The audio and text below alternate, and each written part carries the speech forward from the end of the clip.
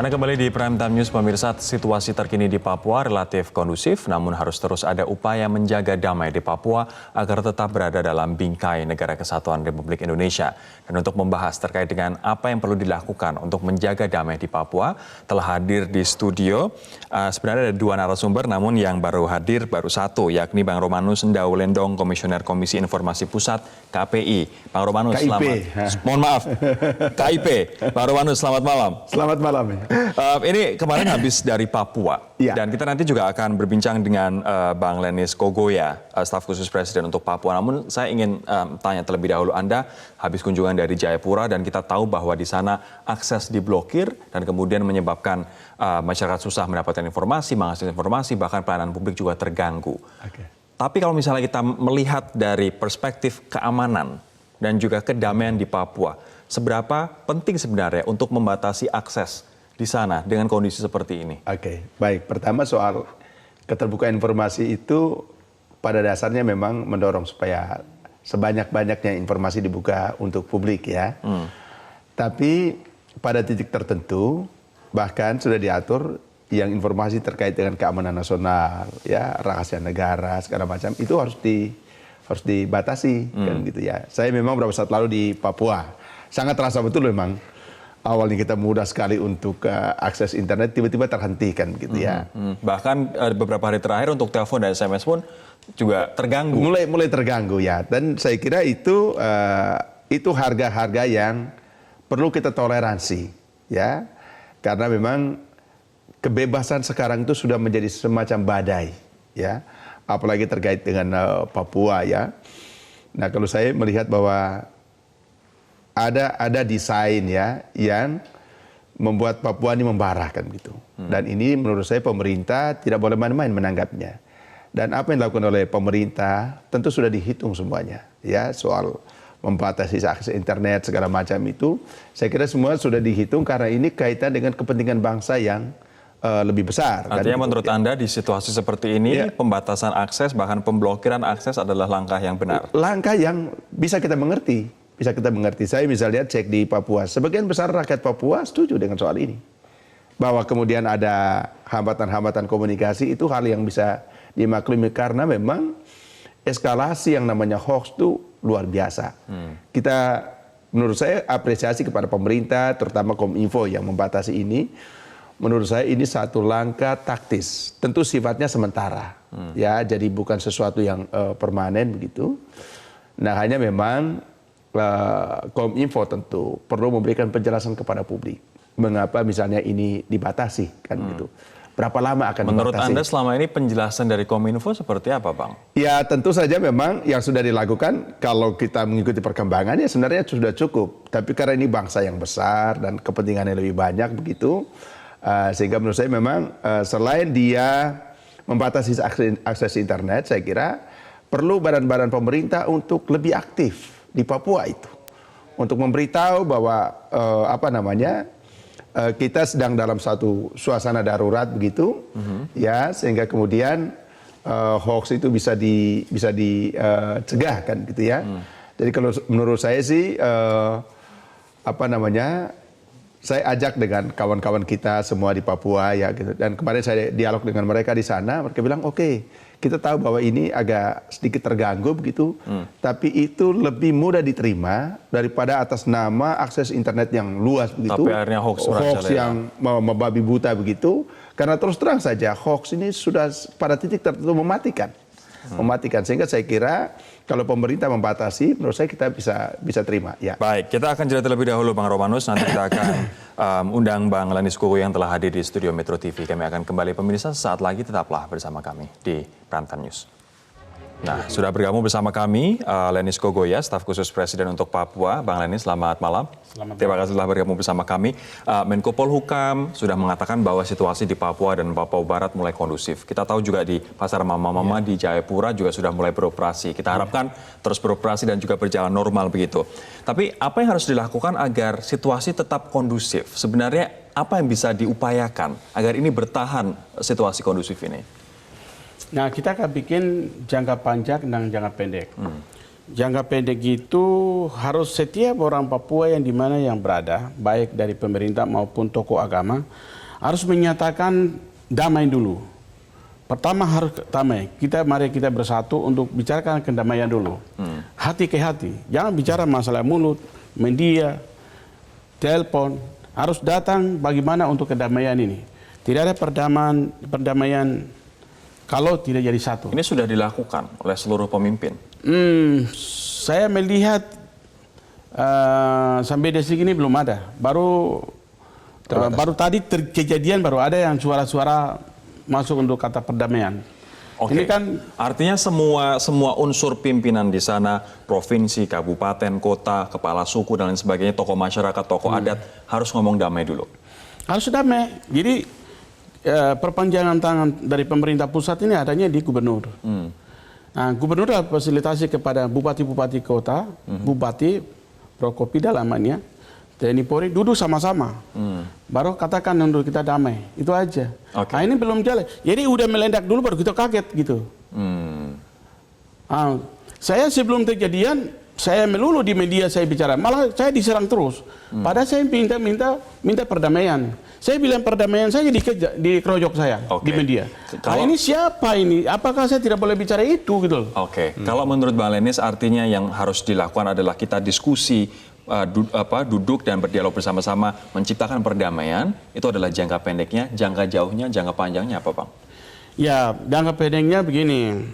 Intinya pertama itu yang saya sampaikan itu harus ada damai dulu. Karena kalau luka hati orang Papua sama saya luka negara. Dan sakit hati orang Papua sama juga sakit hati orang Jawa atau Indonesia. Untuk itu Papua dengan Jakarta tidak ada perbedaannya. Kita satu.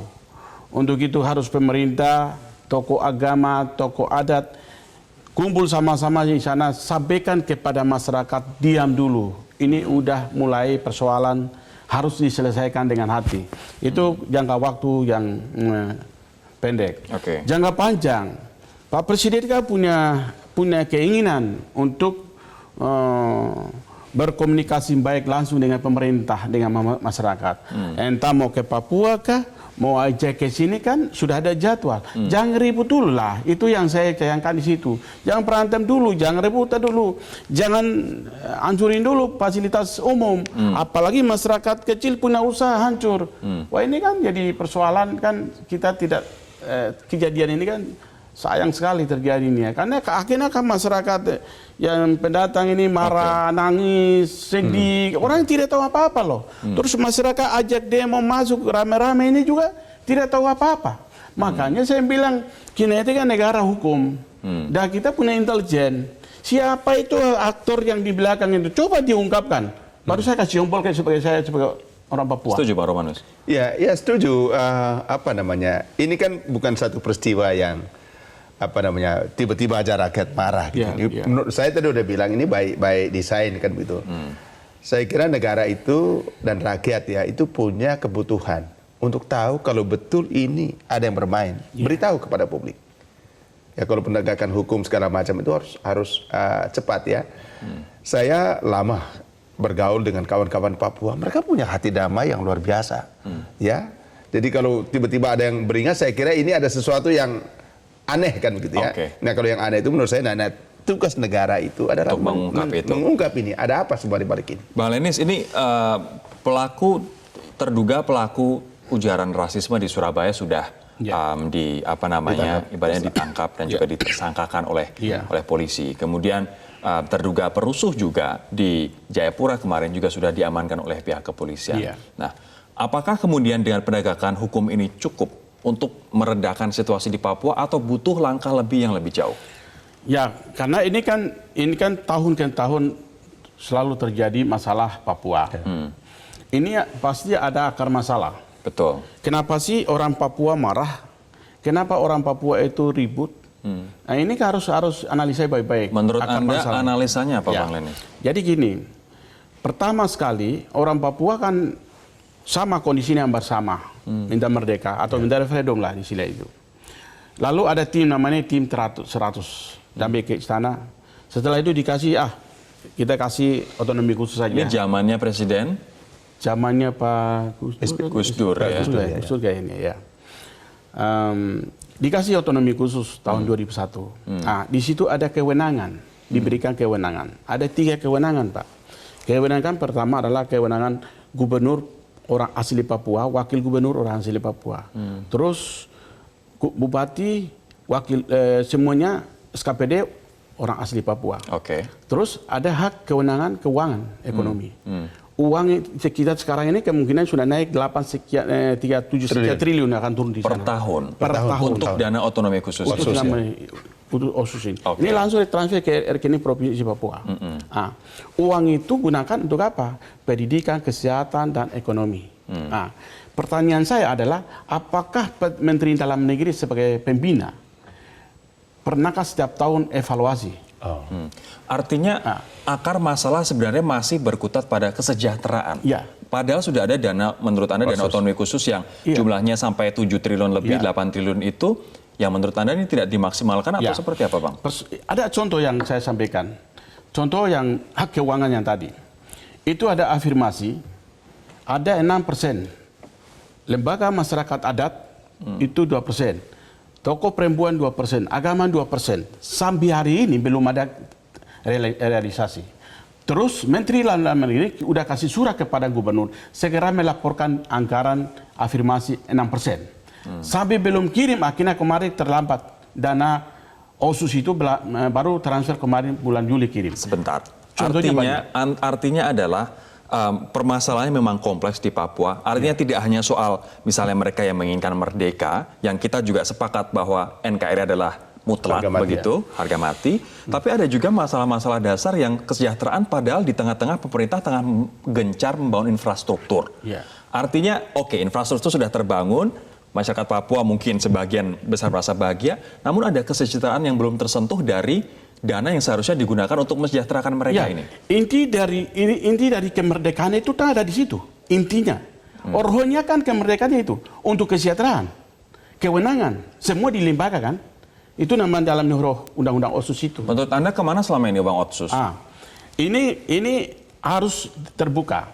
Menteri Dalam Negeri, saya selalu bilang pemimpin dalam negeri harus punya tugas, harus ada pendampingan. Terus setiap tahun baiknya evaluasi dana ini kemana aja, harus dicek. Terus contoh lagi, ada Kepres 84 itu ditujukan kepada pemerintah Provinsi Papua, orang asli Papua itu dibina, dilatih untuk pengusaha sukses.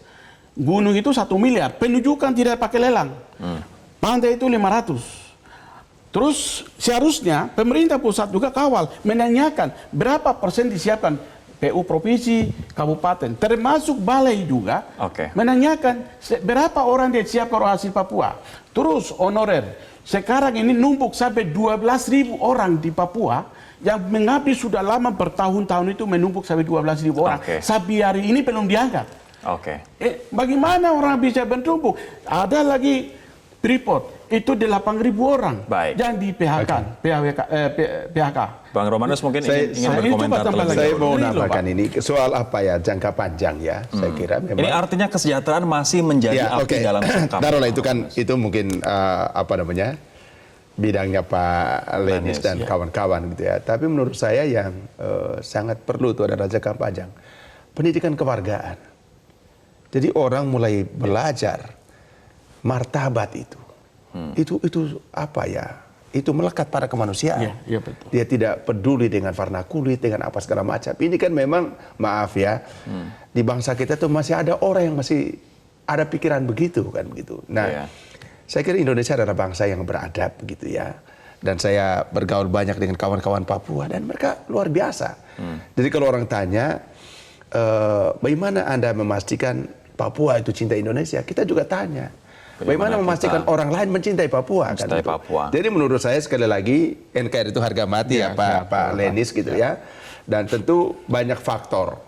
Ya kan kalau bahasanya itu persatuan itu ada dalam imajinasi, tapi harus dikonkretkan dalam kesejahteraan, dalam infrastruktur segala macam. Nah ini yang mungkin kalau harus dilihat ya ke depan itu bagaimana evaluasi secara menyeluruh soal-soal ini kan gitu ya. Tapi sekali lagi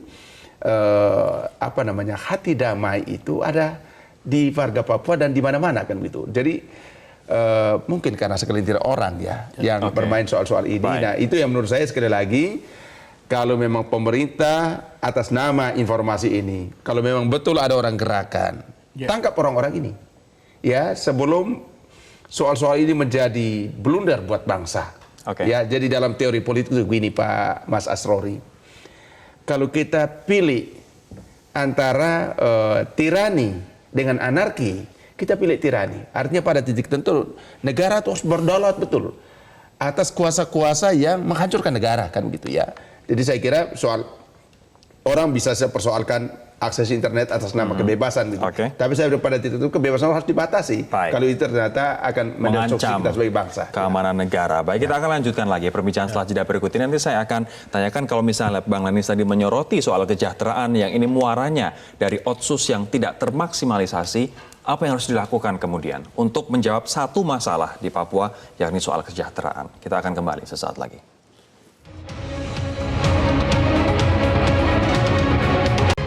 Kita mulai masuk lagi, teman-teman. Mbak Lenis, kalau misalnya tadi Anda katakan bahwa masalah kesejahteraan tidak termaksimalkannya dana otonomi khusus ini untuk Papua yang nilainya triliunan rupiah, 8 triliun. Kemudian menurut Anda, bagaimana cara memaksimalkan dana itu yang pada akhirnya membuat masyarakat Papua merasa dignity-nya naik, dikarenakan kesejahteraan naik, sehingga konflik-konflik bisa dicegah? Kalau saya sih, harapan saya, ini kan orang Papua sangat cinta sama Pak Jokowi, karena suaranya sudah hampir 90% habis. Termasuk masyarakat gunung, dibilang kekerasan pun mereka kasih suara dong senang. Nah, harapan saya ke depan ini, kepemimpinan Pak Jokowi 5 tahun ke depan ini, apalagi di Papua ini kan di mana Pak Presiden turun kan orang idolanya mereka gitu ya. Jadi akar masalah yang saya sampaikan ini harus diselesaikan.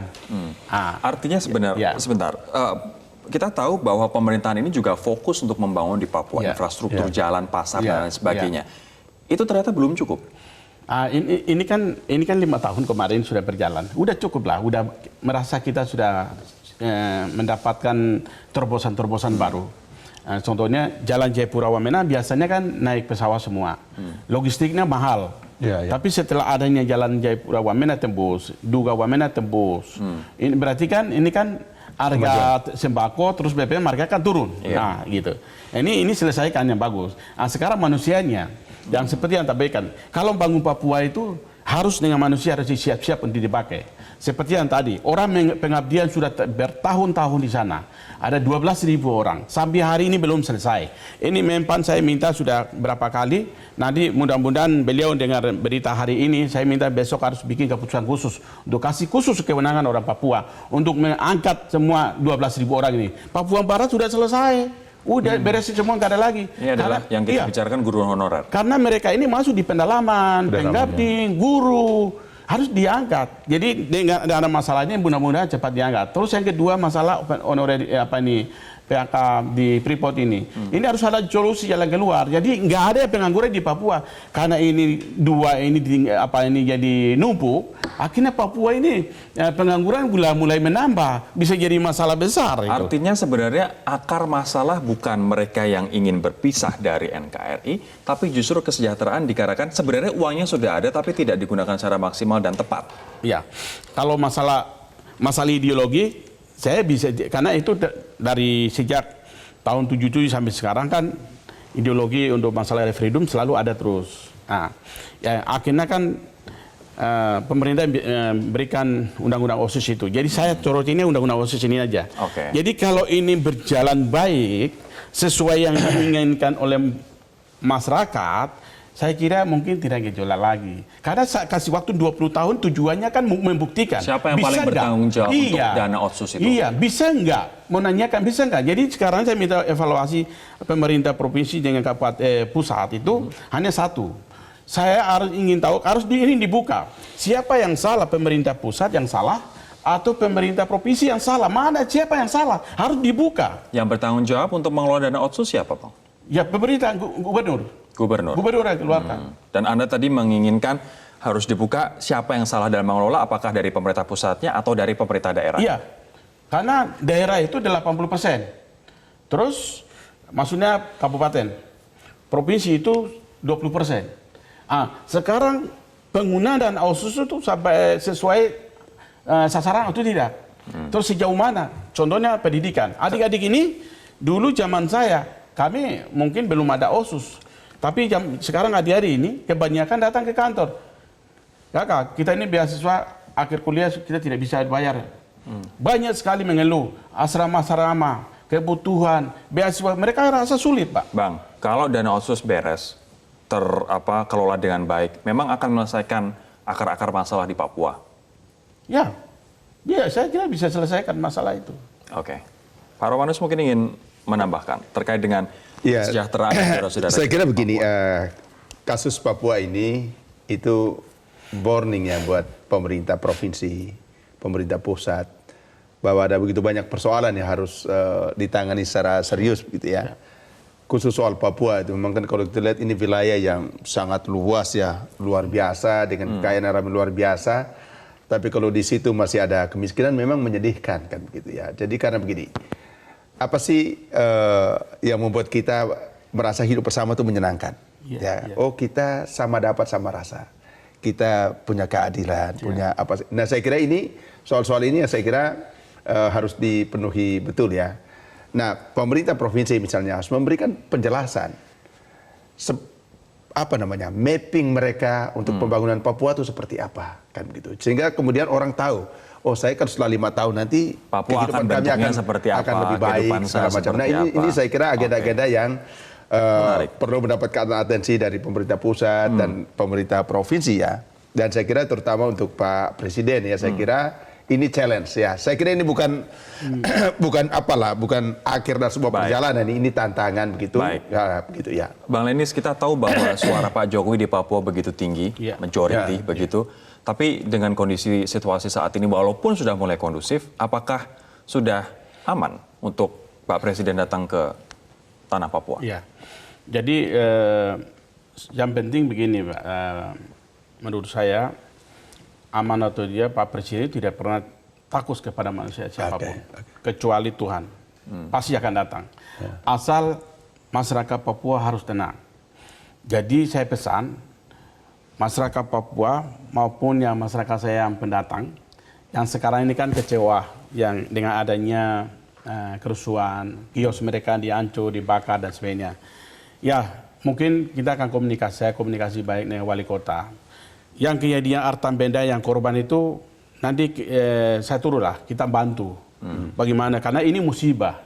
Jadi tidak ada rencanakan. Masyarakat yang berbuat salah kita akan selesaikan dengan kepala dingin. Jadi jangan sampai nanti masyarakat pendatang misalnya artinya tinggal lama di Papua, Makassar atau Jawa ada di sana, mungkin kecewa, baru suwipin orang Papua, mungkin siapa yang salah jangan dulu. Nanti saya akan malah jadi konflik horizontal. Itu jadi masalah. Jadi saya pesan kepada masyarakat saya yang tinggal di Jayapura sekitarnya, termasuk di kota studi di Jawa ini, seluruh di Jawa, termasuk di Makassar, harus tenang dulu. Persoalan yang terjadi kerusuhan baik di Papua Barat maupun Papua, yang kerusuhan yang terjadi, ya itu musibah. Pemerintah harus kita tanggung jawab, Pak. Jangan kita dilepas tangan. Wah, kamu ini kau punya sendiri urus. Enggak. Saya bagaimana caranya saya akan sampaikan kepada presiden, kepada gubernur, kepada wali kota. Baguslah mereka punya yang kerugian itu. Itu. Jadi masyarakat jangan kecewa. Mungkin hari ini kemarin saya dengar ada kerusuhan, mungkin kecewa akhirnya mereka sweeping. Saya pesan hari ini masyarakat saya ada di kota Jayapura, yang baik Makassar, Jawa, Toraja, semua orang tua saya mohon kesabaran diri, jangan sweeping adik-adik. Jangan sampai ada masalah, ada jadi persoalan baru. Kita selalu mendengar bahwa perlu ada dialog dari hati ke hati. Dialog dari ke hati itu seperti apa menurut Anda? Kalau dialog itu kan, kita bicara Papua ini harus bangun dengan hati. Artinya begini, persoalan di Papua ini kan konflik. Kalau membina orang Papua, seperti penegakan hukum misalnya. Kalau Papua itu misalnya di Jawa ini ada orang jual curi pisang misalnya ditangkap penjara. Di Papua ini ada masalah nyata-nyata itu ada masalah. Tapi kelihatan dibiarkan. Contohnya? Banyak sekali. Salah satu contohnya itu masalah hak wilayah. Oh. Ini kadang-kadang mereka tidak pernah melepas-lepasan, tapi tiba-tiba ada sertifikat. Orang bangun rumah datang konflik, ini punya tanah saya. Masyarakat menaik pengadilan karena dia punya apa-apa kalah. Ini terjadi di Papua. Contohnya jalan jembatan Old Tekam yang Pak Presiden bangun ini. Artinya penegakan hukum, Iya. Hukum, ya. keadilan juga harus ditegakkan. Itu harus ditegakkan. Terus juga bangun rumah. Pak Presiden kasih rumah, bangun sementara lagi bangun, datang lagi komplain lagi. Jadi di Papua ini banyak sekali. Jadi harus membawa dalam baik penegak hukumnya, pengadilan di sana, kejaksaan, harus kerja betul-betul bagaimana tegakkan keadilan. Dan juga pembangunan di Papua misalnya di Kementerian PU, Kementerian Pertanian, di mana saja untuk pakai pekerjaan di Papua sana selalu pakai online. Jadi di Wamena sana, di Duga sana, di Lania sana tidak ada internet. Mereka kesulitan mengejar begini sudah ditutup. Okay. Mungkin perlakuan ke depan di Papua untuk pengusaha-pengusaha Papua ini kalau nggak usah pakai sistem online. Bagaimana manual saja. Terus orang-orang pendatang di sana atau dari udah lama mengabdi di sana punya pekerjaan-pekerjaan yang bisa alat berat. Ya anak-anak ini diambil jadikan sub. Jadi mereka juga kerja. Inilah saya membutuhkan kerja. Terberdayakan begitu ya. Dilipatkan namanya sub kerja. Oke. Itu namanya jangka panjang ke depan. Dan awalnya ini adalah dialog dari hati ke hati itu. Pekerjaan itu yang harus dibutuhkan. Soal dialog dari hati ke hati, Bang Romano. Iya, dialog sebagai dari hati penutup. ke hati itu begini loh. Semangatnya adalah memang kita dialog sebagai saudara, kan gitu ya. Jadi artinya betul tadi derita Papua, derita kita sebagai bangsa ya. Dan karena itu saya mau mengajak saudara-saudara saya di Papua ya, berusaha untuk menahan diri, untuk melakukan hal-hal yang mendestruksi kehidupan kita, karena kita sendiri yang rugi. Oke. Ya bukan siapa-siapa, karena tadi luka Papua, luka kita, sama juga kalau luka orang Flores, luka Indonesia, Ya. luka orang Jawa, luka orang... Artinya masalahnya Ya. begitu banyak, tapi ini kita mulai urai satu persatu dengan dialog itu. Ya, dengan dari dialog, hati ya, ke hati ya, itu. ya. Baik, terima kasih Bang Lenis. Saya ada pesan. Saya ada Singkat mimpi. saja. Mimpi saya ke depan, Papua bukan terbelakang lagi ke terdepan. Oke. Walaupun banyak orang marah saya, menghina saya, tapi suatu saat nanti Akan Papua terdepan. akan terjadi Papua terdepan di matahari terbit. Akan jadi Papua yang akan Mantap. idola. Dan itu masuk akal, itu bisa terjadi. Sangat bisa, sangat mungkin ya. Terima kasih Bang Pasti bisa. Lenis. Oke. Terima kasih Bang Romanus atas waktunya bisa. teman-teman di